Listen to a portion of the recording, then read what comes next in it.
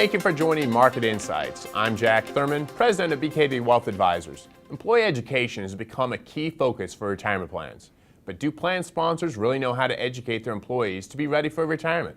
Today I've asked Steve Toomey, the firm-wide leader of our benefit plan consulting division, to address how employee education plays a key role in retirement plan readiness. Steve, plan education for plan participants lately has really become a very high priority in the press.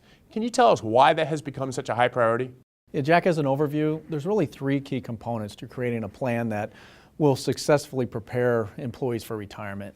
One is the design of the plan, two, obviously the investments in the plan, but three is the education that's provided to plan participants. And unfortunately, we believe over the years that one's been ignored for the sake of the other two.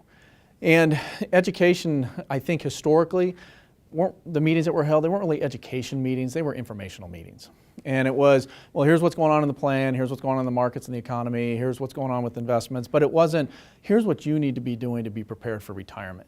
And we think over the last decade or so that's changed. And principally because we have two bear markets in the last decade. And the one recently in 07 through 09, we think it caused a lot of baby boomers who are now in retirement or entering retirement to look at their accounts and say, okay, my account's dramatically fallen. What can I do differently? And what do I need to be doing differently? I need education. I don't know what I should be doing. And I think there was a lot of angst in America because of this. And it actually got to the point where congressmen got involved. And I think as a result of that, Department of Labor got involved and said, you know what, we're going to really make this a priority for plan fiduciaries. Steve, what has the lack of viability of the Social Security system played in this higher sensitivity to plan education? Well, I think it's played a role. I think Americans, for the most part, many of them have looked at Social Security as their retirement plan. It was never intended to fund 100% of retirement. And I think now that it's come to light that many people estimate between 2035 and 2040, the Social Security Trust Fund will be depleted. And not only that, but the scheduled payments going out of that fund will only be covered up to 75 to 80% by the payments going into the fund. And I think this has caused people to step back and say, okay, you know what, this isn't going to be there for us, and we need to do something differently. Unfortunately, studies would show that up to a third of Americans aren't saving a dollar for retirement. So again, it makes that education component of a retirement plan that much more important. What are some of the steps that plan sponsors can take to help employees be ready for retirement? Well, I think first a plan sponsor needs to recognize that they themselves are not investment or financial planning professionals, and they need to partner with a firm that really focuses on providing robust financial planning education to their clients. Many studies have shown that having a regular and robust education program can actually increase participation in plans, and to be honest with you, you can't save if you're not in the plan. Secondly, I think a lot of it has to do with the professionals that they partner with. I'm thinking that plan sponsors should be partnering with professionals who, one, have financial planning backgrounds, who have done financial plans for individuals, understand the important tenets of financial planning, and two, they need to be professionals that are 100% objective. Professionals who aren't getting paid based on how the participants in the plan are actually investing their funds, so that they can sit down and give truly objective advice that's in the best interest of the participants themselves. Then I think it comes down to how do you structure the education sessions. There have been a lot of questions over the years of should we have group education or should we have one-on-one education? And actually we believe both is appropriate.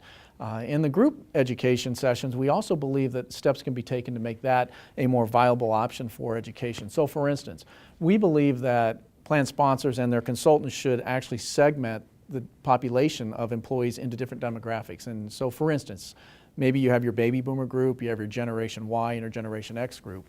And you might say, well, why do we need to do that? Well, part of it is each of those groups have different perspectives, they have different needs, and they like to be communicated to in different ways.